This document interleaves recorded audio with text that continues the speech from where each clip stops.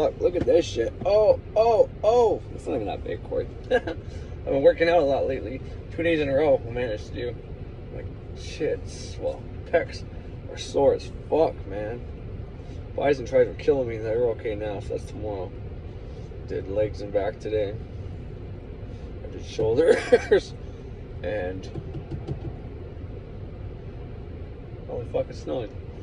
I did shoulders and fuck did I do yesterday? Shoulders and chest. Jesus. Shoulders and chest yesterday. I did back and legs today. Beginning of the week. So if you work out and let's say you don't want to use steroids, or even if you do, you want to get big, it's up to you if you want to use the creatine way or not. It works well using creatine. It will give you lots of size. You'll get stretch marks as I did.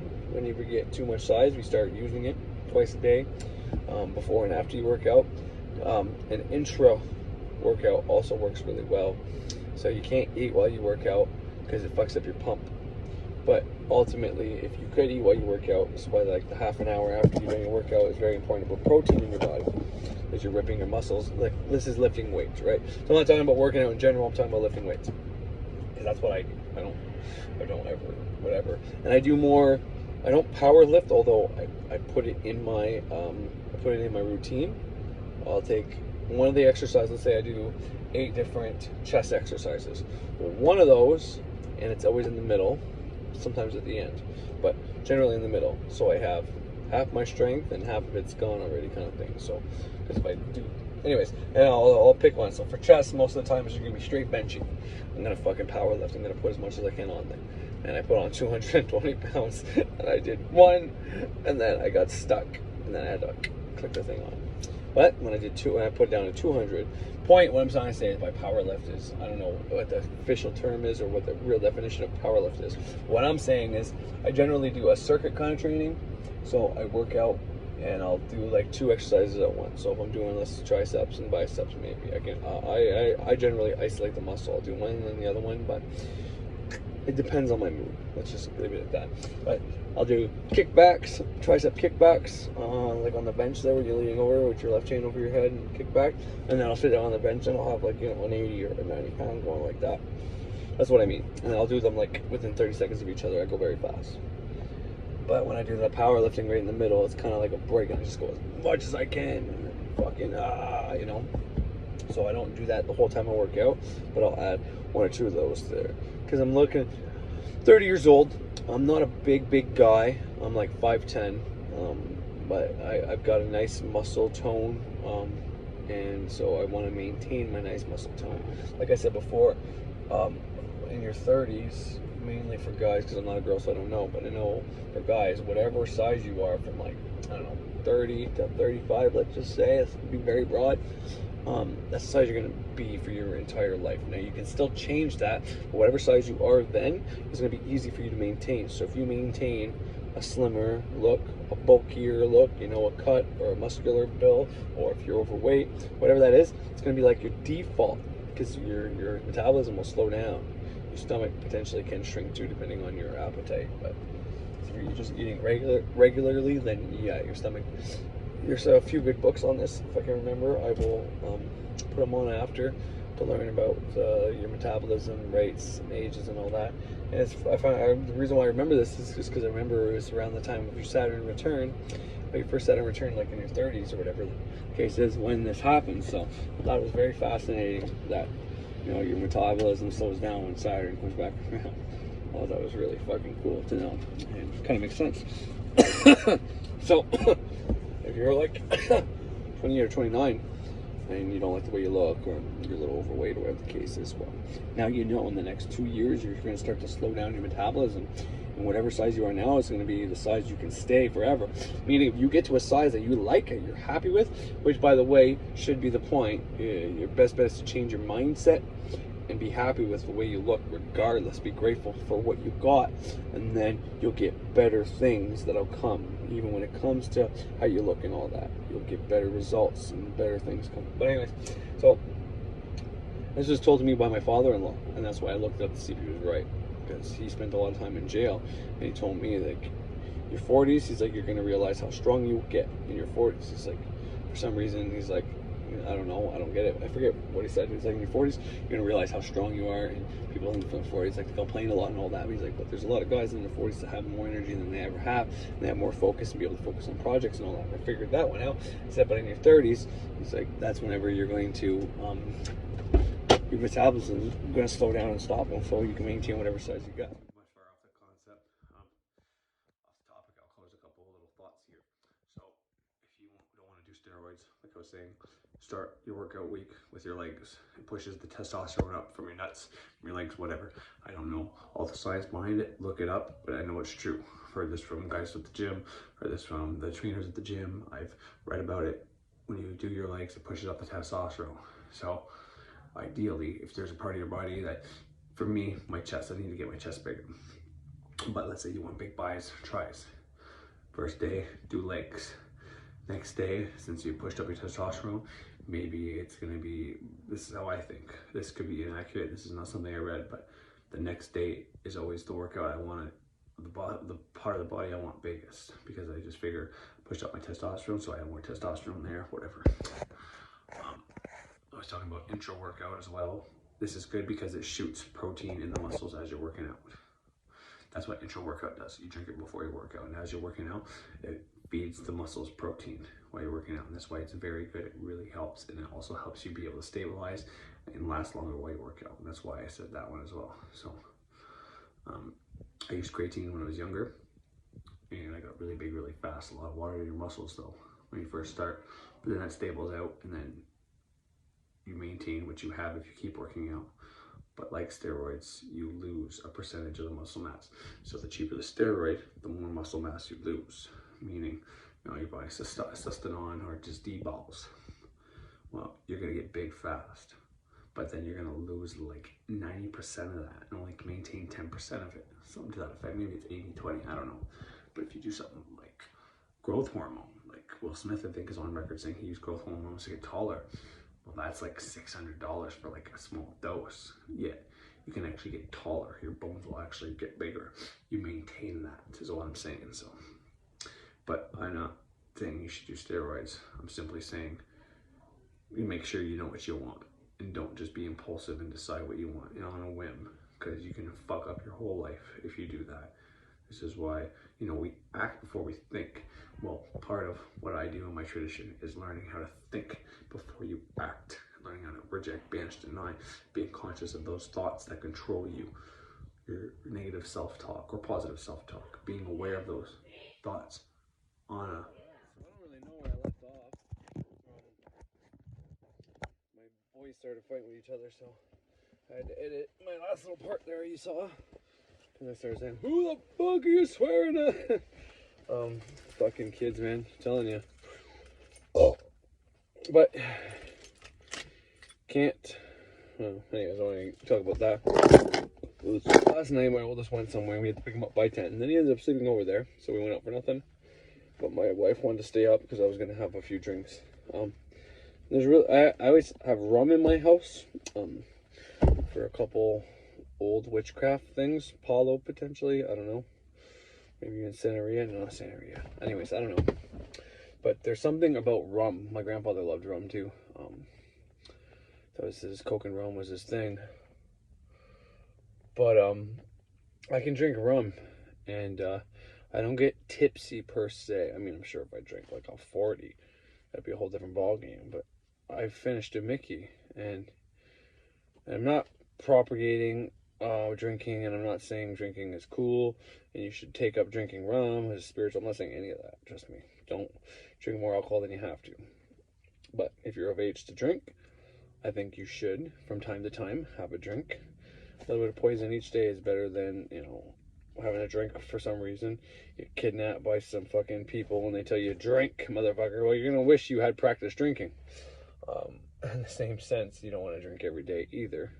And you're so much that your liver can't handle it and it fucks it up. So, something to be said about that. But anyways, when I drink tequila, let's say, it's fucking, it's intense. Body buzz, great mood. Definitely puts me in a better mood, tequila, than any other alcohol, but I get tipsy off of that. Rye, gin even, some brandies, same thing. Rye is like, me and my friends called it the devil's juice. We always seem to want to fight fire water, as our native buddy would call it. But when it comes to rum, I can drink rum, and sometimes like 4 shots deep, and I know how it works. Like I said, well, how it works. As soon as you pee after drinking, okay? So like if you already have to pee and you start taking a drink, well, not so much then. But the next pee after that if you were to take, then you would have to, then the alcohol gets in your system at that point. And if you haven't had to pee, or you just peed and you start drinking shots, well, then that next pee after that is going to release the first ounce into your bloodstream. And not into your bloodstream, but to be filtered into your liver, let's say, something to that effect. There's I can't remember exactly what I learned, but I learned this in college, and your body can only process 1 to 1.5 ounces per hour. Now, some people might be less than an ounce, some people might be almost 2 ounces, but generally speaking, the average was 1.5 or 1, which is why your standard drink is 1 to 1.5 ounces of alcohol in it, because the people know 1 drink an hour.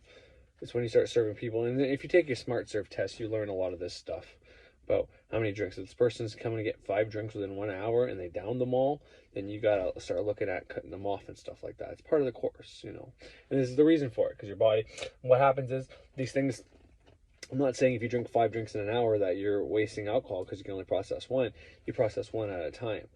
So if you had 5 drinks, well, you're going to have the effect of that 1 ounce for the next 5 hours.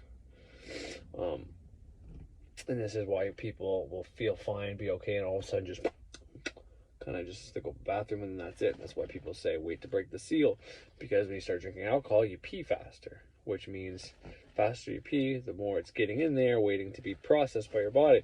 But just because it takes an hour to process the shot and a half, doesn't mean there isn't other effects. So that's just a little bit about alcohol. I do believe there's something there for the reason why alcohol is called spirits. I think there's something there, but I don't think it's like evil spirits waiting in the bar to take over your body and make you do bad things. I think you're more likely to do bad things if you're drunk, but you're also more likely to do really good things when you're drunk. Get all happy drunk and love and have sex and make babies. I mean, that's technically a good thing. Depending on where you sit in society, you might think that's a bad thing. You might think it'd be more productive and better for society to go out there and fight rather than fuck, but I both start with an F. But anyway, so I'm having drinks last night, and we put on, I stopped drinking. At this point, I took 1 shot, and I stopped for a while, because 5 hours later we had to do so. Then I do a meditation and all that, and I can easily, combat the feelings of being drunk. Like meditation, bunch of breathing techniques, I barely felt it. Like I said before, I've fought off the paranoia of amphetamines, like almost 3 years ago now, whenever I did try it, and it successfully worked. I went from being all, oof, if anybody who's ever done an amphetamine or something like that out there, like Ritalin, let's say, or cocaine, even this falls into this classification. Anything, maybe you smoke pot and you get paranoid after so much. Well, that feeling I was able to get over by straight up breath work. I was able to get myself out of the sympathetic nervous system and into the parasympathetic by controlling my breath and doing special breath techniques. This is why it's powerful for people, women who are pregnant, and so on and so forth. So point is, I battled it. I went and drove. We drove for like 2 minutes, barely even far from our house, and then he called and said he's sleeping over, or asked first if we could sleep over, and then we said yes, you can sleep over. So that kind of worked out. And then went home and I drank, and I was able to drink the whole Mickey and barely feel any effects from it. And then I'm not saying like I would do that and I'd go drive, because no, I've made that mistake. I've drank and drove, and you can look at it like, well, you took a shot and 5 hours later you drove. Well, when you know what I know, that hour, like I just said, that's why I started this whole thing with what I said. I mean, it got processed first hour, say 2 hours after that was processed, I peed it out, and then I ate food, I had some caffeine, and then I did a meditation, I did my breathing work. So I brushed my teeth, obviously, and all that, and like I said, I barely drove. So maybe that was my bad, and maybe that was the universe's way of saying, Corey, even though it's only 1 shot and you might not feel it and your motor skills haven't been affected, you still shouldn't be driving. And fair enough, man. My wife was falling asleep, so, and it's one of those things that I'm not going to make that mistake again. I have a little bit of room in the house, but it's for the spirits that I work with. So, it's not for me. I wish around my mouth, spit it on a pot of dirt kind of thing. That's what I do right now. It's a type of sympathetic magic. I can't really get into that. Someone went from Frederick Xavier on a paid program, so I'm not really going to get into into that here.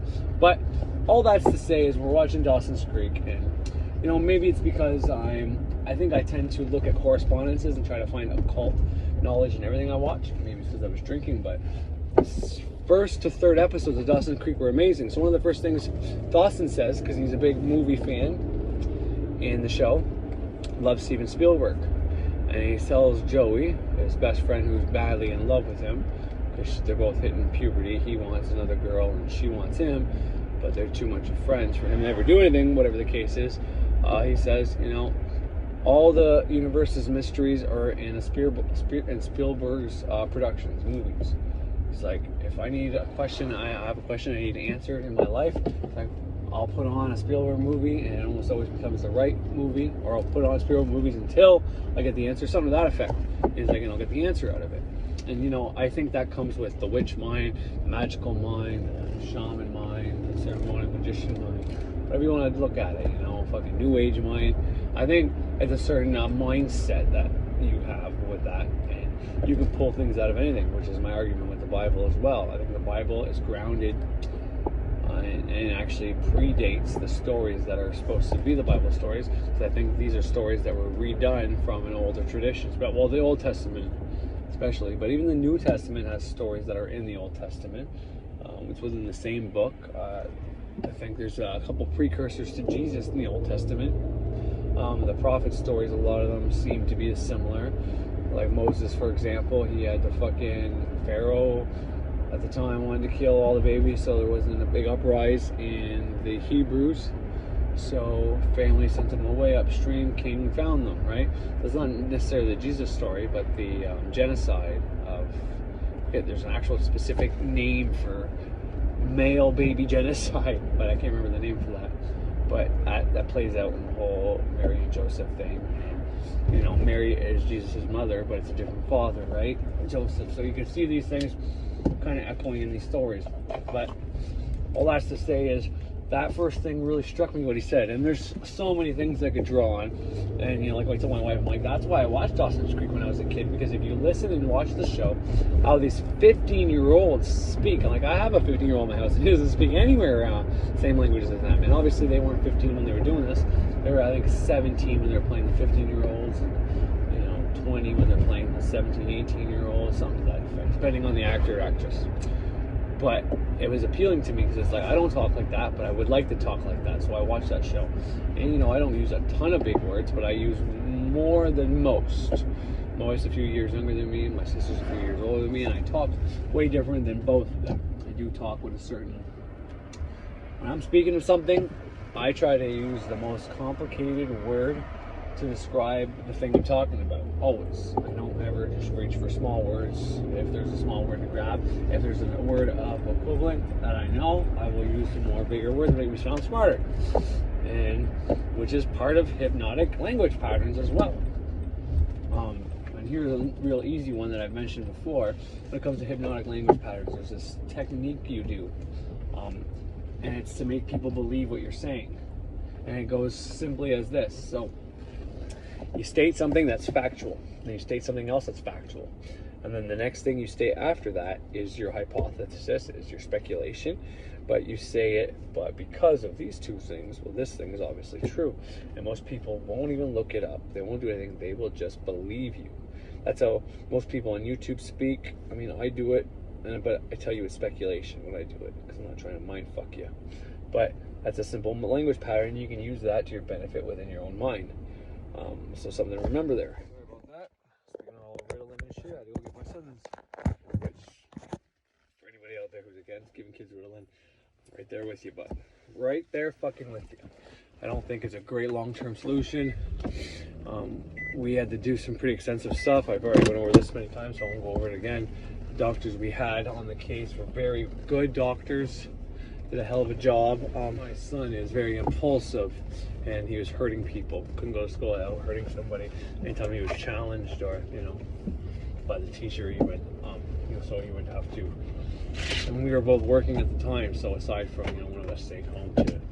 And you have to not domesticate. That's the wrong word, but you have to get your child civilized by the age of 4. So him being in school and not being very civilized, doing the research on kids, how they have to be with other kids. They wanted to find a way to get him to be around other kids where he wasn't a harm to himself or the other children. So this was the route we went. We went on a different type of pill that's not as bad for you, less long-term effects, and he's doing so much better now that we never gave it to him on weekends. It was only for school. We dealt with him always the way he was, and I'd take him for what he was, but the schools wouldn't take him. We changed him schools before we got to the point where every school said he has to be on medication. Every school board rather has to be on medication, because like file follows him, right? Even if you're going from English public to fucking French Catholic, the fucking file follows. And as soon as they read the file, it's like, no, you need all these teachers agreed. So, which really sucks that teachers get to agree that, but you know, it is as it is. Anyways, so what I was saying, last thing I was saying was language patterns. So there's many language patterns like that where, you know, A is true. This is the way the mind works from what I just said. So the person listening says, okay, well that fact is true. Okay, and the second one, B is true. So by association, your mind thinks C is true. By getting the person to think like this, something else happens. The subconscious, because the conscious is busy making sure, okay, well these two things are true and this is true, that shit goes right into the subconscious because you have them by their conscious mind. They're consciously listening to you. So the answer goes right into the subconscious. So whether they believe it or not, and that's one of the reasons why I use it with my teachings, is because the things I believe in, I believe are real. Therefore, I get my shit directly into your subconscious when I speak to you, when you listen to me.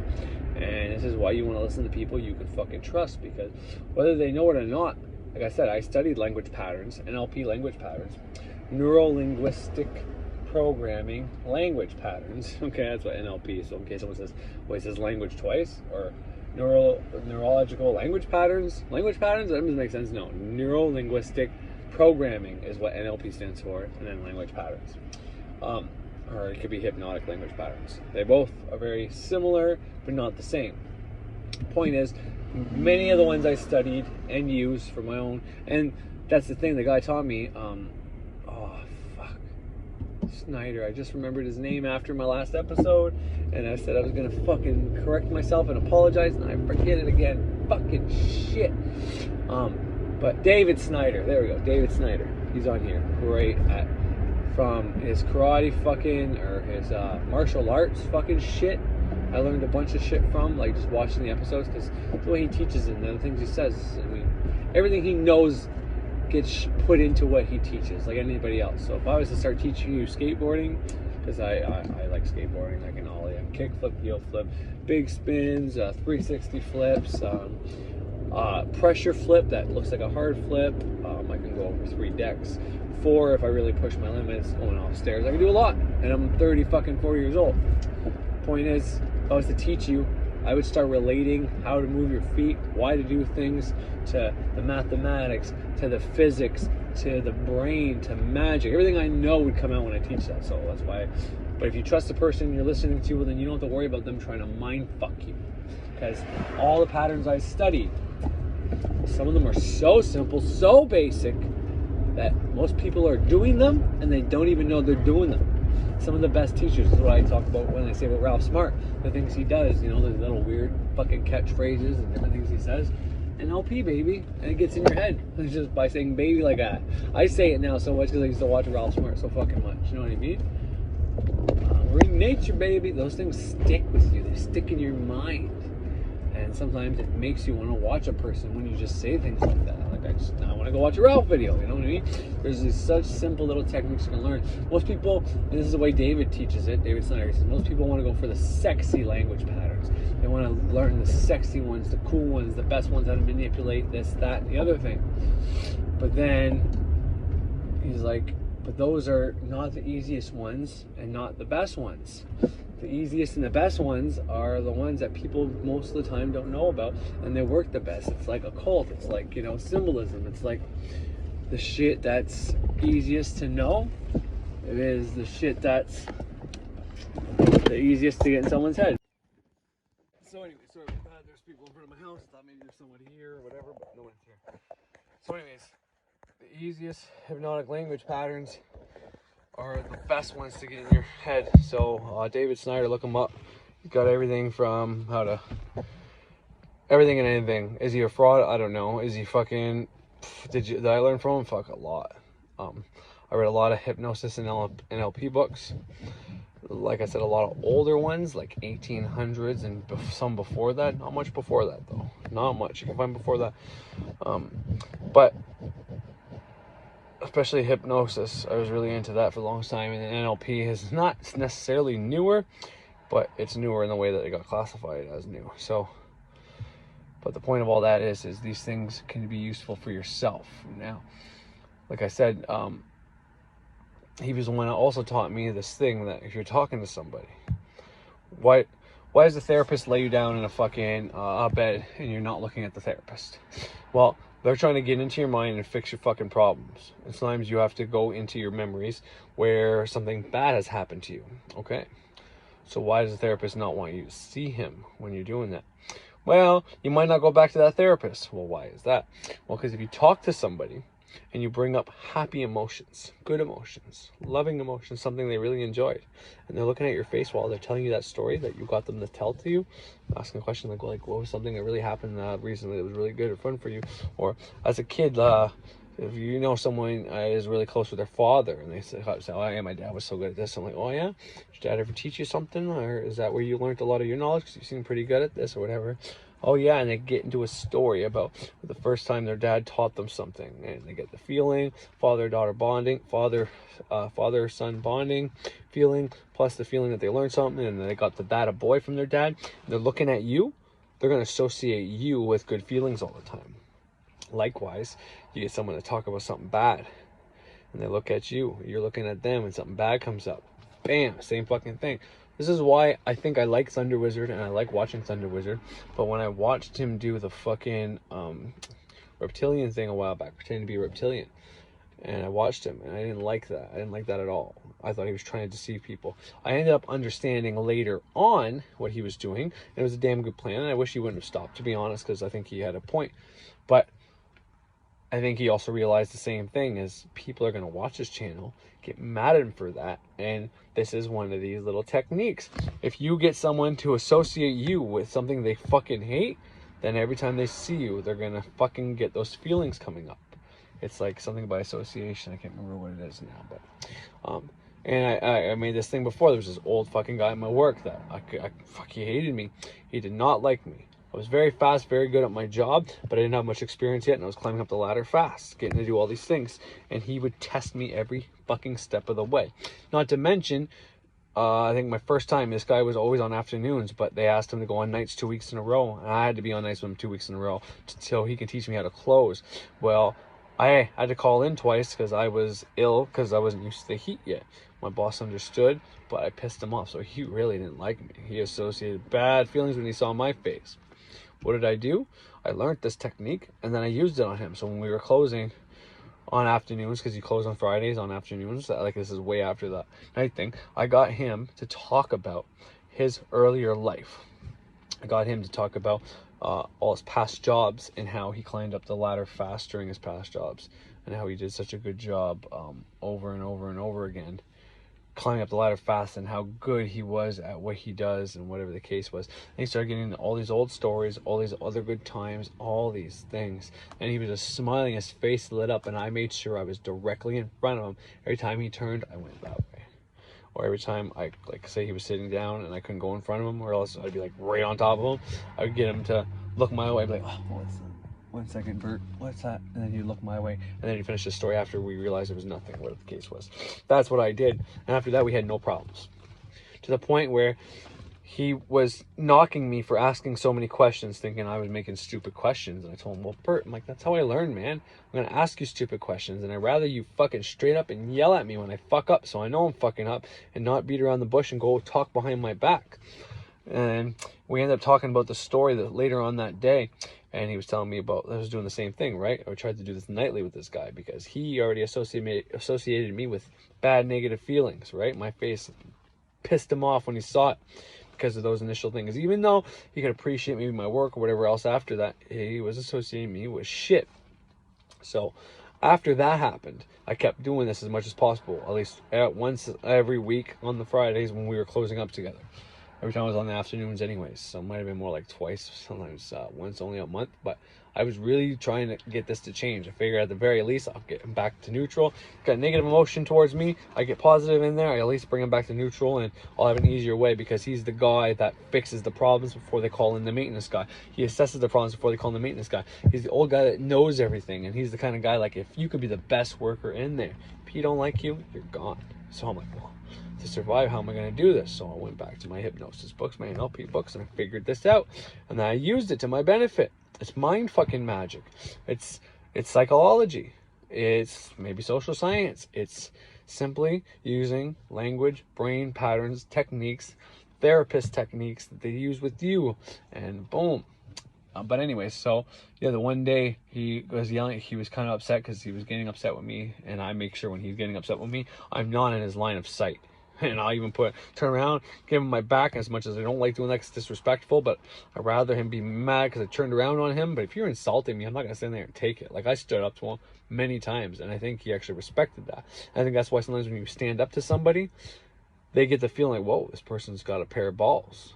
But if they're yelling at you and you're just taking it like a little bitch, they're not going to respect you. So you're getting more negative emotions, and they're associating that with your face even more. But when you stand up for yourself, you say, well, I might not like this little fucker, but you know what?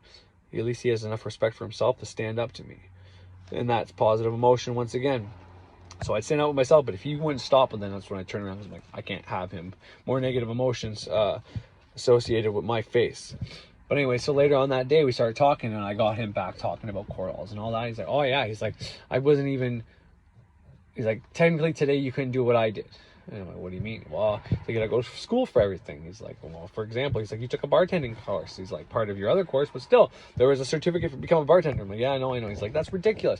He's like, I managed to be a fucking millwright without having to go to the school, and it's because I followed the millwrights around, and I asked them question after question, and they thought I was crazy, but it's because I never went to school. I didn't know the things they knew. This is what the guy Bert was telling me. So he's like, I asked him so many questions, and if something I didn't understand, I'd ask him why they did this, why they did that. He's like, it's to drive them crazy. And then he just fucking stopped. He looked at me and he smirked, like, huh, because he realized that's what I'm fucking doing with him. And like, it was implied in what he was talking about, like, he hung around with the guys that knew what the fuck they were doing and was asking them questions and driving them crazy. So at the same time as he realizes why I was asking questions, he knew that I was looking up to him. Like, you're the guy that knows everything here, but I want your knowledge. Like, I want to know what you know, Bert. If you didn't know anything, if I didn't think you were a great guy, whatever, this is all implied. They don't even have to say this. And that's what he got with that little smirk, like, holy fuck, you're just like me. And everybody knows you butt heads with people that are like you the most, right? So he was like, huh, no shit. So he knew that I thought he was worth following, pissing off, and asking all these fucking questions. But in the same sense, I wasn't going to let that fuck up the relationship and fuck up my job. I made sure he, by the end of it, associated me to the point where if I called in sick, which anybody else called in sick, he thinks there's a lazy dog fucking, he's an old guy, right? He's a fucking farmer working a farming job and then going to this job, you know what I mean? Working non-stop. And he actually has asbestos lung. Asbestos is bad for you, and this is one of the reasons he has asbestos lung. And it's a terminal condition, although I don't think a motherfucker will ever die. But point is, he understood that I wanted to follow his ass and learn from him, but I didn't want any more negative emotion. And these are the types of things you can learn from watching psychiatrists, psychologists, all these books from Hypnosis and NLP I'm talking about. They're so worth the read. But David Snyder can boil a lot of that down for you. Now, you're not going to get all of it like you do in the book. But in the same sense, if you don't really have a good ground foundation of what some of these things are, then the books might just leave you like, But in my estimation, it really doesn't matter. So anyways, my daughter just interrupted me now. I forget what the fuck I was going. So to me, from my estimation, it doesn't matter. So if you read the book first, if you're the type of person that can comprehend while they read, even if you don't understand it, if you still comprehend it, it still goes in. And I think everybody, to a certain extent, it doesn't matter. If you're reading something, even if you don't understand it, it's going to go in. Because I'm of the belief you can even put a fucking book, a closed book underneath your head at night. You can understand the shit that's inside the book the next day. I think our system, our body, our awareness works like that. There's things that your body does that you can't understand, nor will we ever understand. For example, take a paraplegic, someone who can't walk anymore, right? You suspend them over a treadmill, and their legs start to move like they're walking. The body associates things. The body has a way to see, and it's not through your eyes. Your eyes interpret things, and you take over and you do whatever. But someone who's blind, you put a bottle near them, and their hand will start to cup like they're going for it. And some of them even go grab the cup even though they're blind. They can guess your face, your hands, whatever the case is. So there's a lot of things we don't understand like that. And if you start realizing you don't know anything about that, stop thinking you know everything and allow things come to you, they will come to you. So you could read a book or even lay on a book and know the knowledge within that book without actually reading it. So if you're actually going to put the time and effort to read the book, even though you don't understand it, and then you watch somebody like Dave Snyder who starts explaining these things and you understand them because he, you know, puts it in layman's terms, well then the other things may and most likely will start to make sense. So now on to the next part about Dawson that was highly philosophical, philosophy based, which was it Nietzsche? I don't know, I can't remember the philosopher that Peterson refers to, but in one of his books he said if you gave everybody on the planet everything they wanted, then after the couple days, maybe a week that it takes them to know, just eat all the cake and all the fucking whatever their favorite food is, and then busy themselves with the continuation of the planet, which means let them fuck whoever they want, whatever they want, have all the money, do all the rich things, whatever, drive the cars, all that shit. Within, I forget the time span, but let's say I think it'd be probably maybe a month. If you're really poor and never had these things, you might be pretty good for a month, but eventually you're gonna get bored and you're gonna start tearing apart the system within you, what you live in within, because you're just to put it back together, just to see what happens. Like the dog that's bored licking itself until it's got a bobo. Me too. I'm fucking get in front of the mirror, sometimes I'll pop pimples until I have these big fucking things on my face, especially when I was doing dope and shit like that. You know what I mean? You're just so, you want to do something so bad that you don't know what it is you want to do, and then you end up hurting yourself. Well, I think that's a very true line of thought. Billie Eilish has a song, Everything I Wanted, and she talks about, I have a dream, I got everything I wanted, and I think it was a nightmare for anyone who might care. She knows what the fuck they're talking about. It doesn't matter. You can have all the money in the world, everything you want, it will not fulfill you. And so the wife in Dawson's Creek, the husband and the wife, are having a great sex life, fucking all the time, you know, very sexually active. So Dawson assumes they're having a great marriage because, you know, you see on movies that a lot of married couples stop having sex and stuff like that. So he assumes his parents are doing pretty well. And the dad's an all-around great guy. Great father, great son, supportive, you know, cares about everybody's best interest. Well, come to find out, the mom, which Dawson calls, the mom is having an affair with her co-anchor dude, because she's on like their hometown's news anchor fucking channel bullshit. Come to find out that she's having an affair. And then Joey finds out first, and then Dawson finds out, and then the mom realizes it, tries to tell Dawson why, and all their complicated excuses and all this shit. He says, if you want to purge, mom, purge, but you're purging the wrong guy, which I thought was astounding. And that's what I mean, like 15-year-olds don't talk like this. And, you know, maybe it's one of the reasons I talk a little more sophisticated than most of the people I know, but not more sophisticated than someone like Peterson, you know what I mean? But eventually, one day. But anyways, so big fucking storm, hurricane, tropical storm, something off the coast of wherever the fuck they are, wherever Dawson's Creek is. And so what happens is the wife tells the husband, and then after he blows up, and then he has this conversation right in the car, like, you know, I chose to love you the minute I saw you. He's like, but I'm taking that choice back, and it's brutal, it's hard, but you know, what does she expect? But bitch deserved it, as far as I'm concerned. And he comes back and he asks her why, and she's like, well, if you thought I couldn't get any worse, she's like, and there's one thing I love about her character, the way she played it. She didn't hold anything back. When she told him the brutal truth. She didn't try to fucking make it better, because that's the thing. If you cheat on somebody, you're going to tell them. You can say and make up all the excuses you want. You're hurting that person either way. So you might as well be brutal and tell it all, because if you don't, it's not going to matter. And they're going to know on some level you lied to them. And how are you supposed to try to restart and retrust somebody if you're trying to build a new foundation already on some lies? So that's just a little food for thought. But yeah, so and then when she said that, I was like, man, this girl's insane. Like, I respect her, even though I don't like what she did. I respect her. You know, it's one of those things. And then they did a great job making you not hate Dawson's mom, even though she cheated on Dawson's dad, even though Dawson's dad's a great guy. This is how they did it. I mean, brilliant writers, right? But anyways, she says, you know, I woke up one day and I realized I had everything. I was happy. I had a great career. I had a great creative son who's smarter than probably me and you. I had the best husband, beautiful house. I have everything. The only thing I don't have anymore is the wanting, you know, which to me comes back to the whole endorphin things, right? If everything is figured out for you and you don't have any more goals that you're trying to get to, well, you're not going to have that dopamine release that you get when you're chasing a goal. You don't get the dopamine release when you achieve the goal. You get it while you're chasing a goal, a desire. So, I think my daughter's little friend's here now. But anyway, so that was cool. And her saying that, so she wanted to want, and now she sure as hell accomplished it, because she wants her husband back, she wants her life back, she wants to never have fucked up so bad, and she got her wish. And that's kind of a testament to how the mind works. Whatever you focus on, you get.